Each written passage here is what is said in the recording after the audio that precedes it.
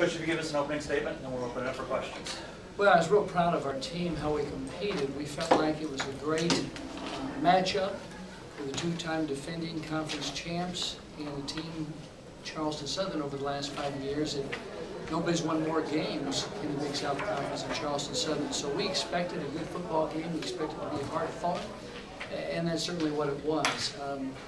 I'm very proud of our young men. I thought in all three phases of the game, they played their hearts out.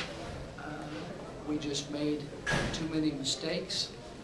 The turnovers were just really difficult to overcome.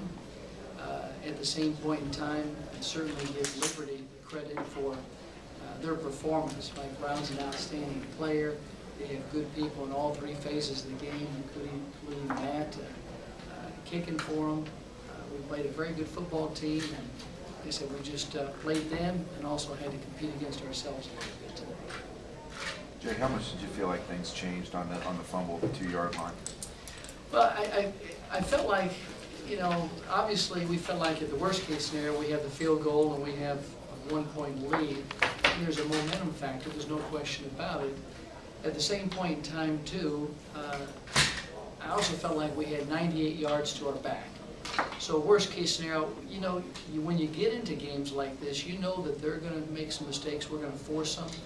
We're going to make some mistakes as well, too, and you just got to keep competing. So it was disappointing. It was unfortunate, obviously, but I did not think it was a backbreaker. I felt like we had 98 yards to our back. We had field position, and I liked our chances. Charles, what can you tell us about going up against Chris Summers? He's a great athlete. He's a really great athlete, and I knew that I had to come out and compete against this guy. I mean, I actually played against him in high school, and he's a phenomenal player. You know, he's a big, tall, physical guy. I actually read the stats during the week.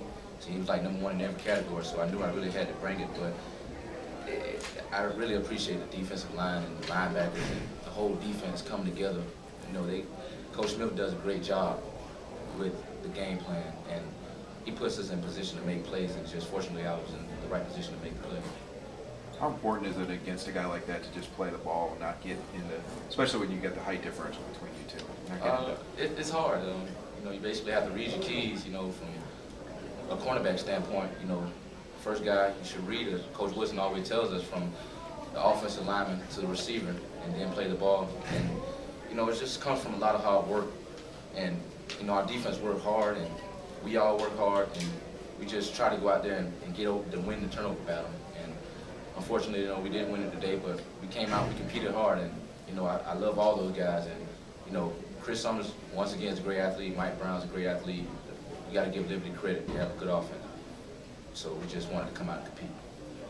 Coach, when you lost your starting quarterback, did that change the game plan at all? It didn't change the game plan, but I mentioned this in the locker room too. Our plan was initially to redshirt Andrew Trednowski, and so he would have next year as his senior year, much like we did with A.J. Toscano. And when the word got back to us after that series, we actually felt like we had some good momentum going in the first half.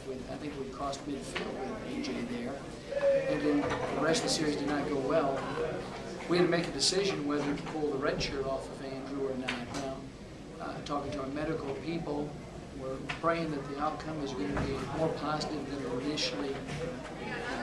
initially anticipate. But AJ, whether he's able to play again this year or not, remains to be seen. So we felt like percentage-wise we needed to pull the red shirt off for Andrew. And the thing that I really appreciated was the selfless love and unity amongst this team. This is what Charleston Southern football's been about. We haven't had sometimes some of the fiscal or the physical resources, but we've had the intangible things, which have been the quality of the people. And this was evidenced by Andrew. And it was a selfless act on his part, which he didn't even stutter. He said, "Get warmed up." Yes, sir. We got warmed up and came out and competed hard. I know there's some plays he'd like to have back.